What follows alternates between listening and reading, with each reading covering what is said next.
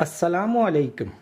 Hello friends and welcome to our YouTube channel Muslims Reality.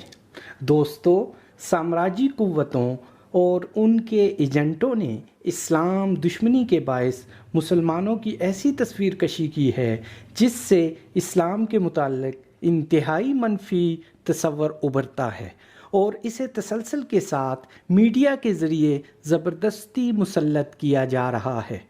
इस तसव्वुर को तराशने का मकसद इस्लाम को फरसूदा और गैर फितरी करार देकर बदनाम करना है ताकि मुसलमानों के ख़िलाफ़ शदीद प्रोपेगेंडा करके उन्हें घुटने टेकने पर मजबूर कर दिया जाए और उनके दिलों से इस्लाम की अज़मत ख़त्म हो।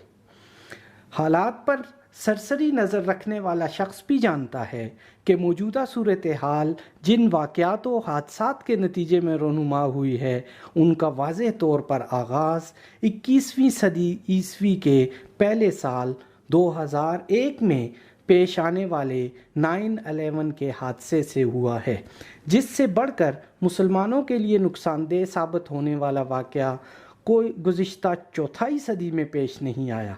इससे कता नज़र कि इस वाक़या का असल ज़िम्मेदार कौन है और इसके पसे पुश्त किन लोगों का किरदार है, इससे ज़्यादा मुसलमानों के लिए नुकसानदेह और अमेरिका और मगरबी ताकतों के लिए फ़ायदा मंद कोई दूसरा वाक़या मिलना मुश्किल है।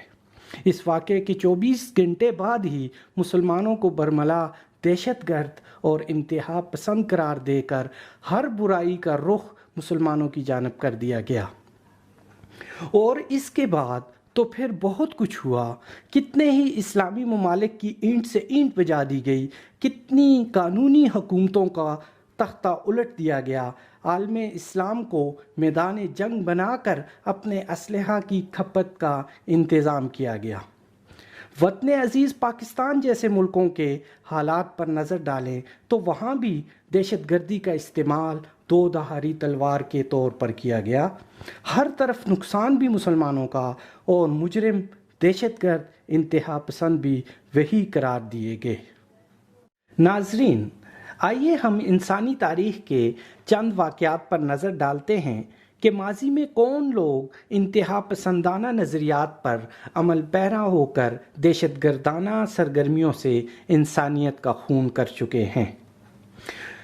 1095 ईस्वी से 1291 तक अर्ज़े फ़लस्तीन बिलखुसूस बैतुल मुक़द्दस पर मसीही कब्ज़ा बहाल करने के लिए यूरोप ने कई जंगें लड़ी जिन्हें तारीख़ में सलीबी जंगों का नाम दिया गया। लाखों इंसानों का कत्ल हुआ। इन जंगों में तंग नज़री, तासुब, बदअहदी और सफ़ाकी का जो मुज़ाहरा अहले यूरोप ने किया उसकी मिसाल नहीं मिलती। 13वीं सदी ईस्वी के आगाज़ में शुमाल मगरबी एशिया से मंगोल नस्ल के हलाकू खान और चंगेज़ खान ऐसा बगोला बनकर उठे थे जिसने दुनिया की बुनियादों को तबाह बर्बाद करके रख दिया। इन वहशियों ने कुछ ही सालों के अंदर खून की होली खेली, खोपड़ियों के मीनार खड़े किए, हंसते बसते शहरों की राख उड़ाते ये वहशी बीजिंग और मॉस्को से होते हुए बगदाद पहुंच गए। लाखों मुसलमानों का कत्लेआम किया और मुसलमानों के शहरों को तबाह बर्बाद कर दिया। कम्युनिस्ट ममालिक में मुसलमानों के साथ जो सलूक हुआ वो भी तारीख़ में महफूज है। जर्मनी के हिटलर और ट्राइस्की ने ईसाई अदालतों से जुल्म के सबक सीखे थे। हिटलर के नस्ली इम्तियाज़ पर मबनी नज़रियात की बुनियाद पर नाज़ी हुकूमत 60 लाख यहूदियों और लाखों दीगर अफराद के कत्लेआम का ज़िम्मेदार है। दूसरी जंग अज़ीम के दौरान यूरोप में होलोकास्ट और लाखों अफराद के कत्लेआम की बुनियादी ज़िम्मेदारी उसके इंतहा पसंदाना नज़रियात पर आयद होती है। 1492 ईस्वी में स्पेन में मुसलमानों के 780 साला इक़्तिदार का खात्मा हुआ। स्पेनी चर्च का कहर व ग़ज़ब मुसलमानों और यहूदियों पर एक साथ टूटा।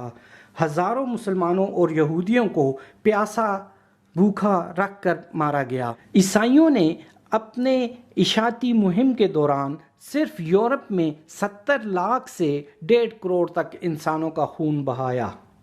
اس کے برعکس جب ہم دیکھتے ہیں کہ مسلمانوں نے اسپین پر تقریباً 800 سال حکومت کی مگر ایک آدمی کو بھی اسلام قبول کرنے پر مجبور نہیں کیا۔ بعد میں عیسائی صلیبیوں نے اسپین فتح کیا، ایک بھی مسلمان نہیں چھوڑا جو اذان دے سکتا۔ ہندوستان میں مسلمانوں نے تقریباً 1000 سال حکومت کی اور وہ آج بھی کل آبادی کا محض 15% ہیں۔ انڈونیشیا سب سے بڑا اسلامی ملک ہے مگر عیسائی آبادی وہاں بہت اچھی طرح زندگی گزار رہی ہے۔ آج کا جدید زمانہ جو سائنس اور تہذیب کا سمجھا جاتا ہے، جس میں اقوام متحدہ اور انسانی حقوق کے بڑے بڑے عالمی ادارے کام کر رہے ہیں، غیر مسلم ممالک میں مسلمانوں کے ساتھ کیا سلوک کیا جا رہا ہے؟ برما، روس، حبشہ، یوگوسلاویہ اور بھارت میں مسلمانوں کے ساتھ کیا سلوک کیا جا رہا ہے؟ بوسنیا کے مسلمانوں کو کس بات کی سزا دی گئی؟ انڈیا میں مسلم کش فسادات اور بابری مسجد کی شہادت کا واقعہ اور 73 سالوں سے جموں و کشمیر کے مسلمانوں پر مظالم کے پہاڑ اور دنیا کی مجرمانہ خاموشی، کیا یہ انتہا پسندی اور دہشت گردی نہیں؟ ناظرین، حق و باطل کی آج کی کشمکش کوئی نئی بات نہیں، کل بھی جاری تھی، آج بھی جاری ہے۔ کل کی جنگ اہل حق نے جیت لی تھی، آج کی حق کی جنگ بھی اہل حق بالآخر جیت لیں گے۔ بس شرط یہی ہے کہ کل کے اہل حق ہی کی طرح آج کے اہل حق میں اخلاص موجود ہو۔ اللہ ہمارا حامی و ناصر ہو۔